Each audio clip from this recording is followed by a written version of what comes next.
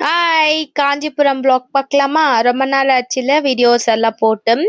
And என்னையுமே சில பேர் தேடுறீங்க இல்லையா? அது ரொம்ப சந்தோஷமா இருக்கு. ஏன் வீடியோ போடலன்ட்டு டிஎம் எல்லாம் பண்ணியிருக்கீங்க. Thank you so much. அண்ட் போன உடனே எங்கள் மாமியார் பார்த்தீங்களா, வாசலுக்கு கோலம் போட்டுட்ருக்காங்க. எங்களுக்கு இந்த மாதிரி சான்சஸ் கிடையாது. ஏன்னா பெங்களூரில் அந்த மாதிரி அவ்வளோ தாராளமாலாம் இடம் இல்லை கோலம் போடுறதுக்கு.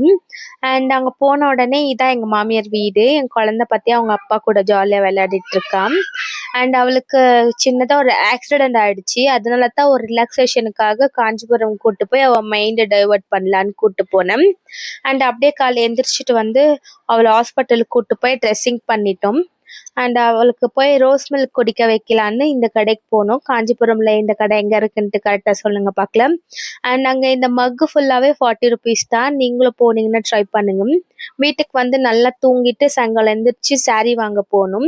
அதை நெக்ஸ்ட் வீடியோவில் சொல்கிறேன் ஏன் வாங்க போகணுன்னு. காஞ்சிபுரம்னாலே சில்க்ஸ் தானே, அதனால காஞ்சிபுரம் போய் saree வாங்கிக்கலான்னு போனேன். ரொம்ப நாள் கழிச்சு நானும் என் ஹஸ்பண்டும் ரொம்ப நல்லா சந்தோஷமாக பேசிட்டு போனோம். நல்லா இருந்துச்சு.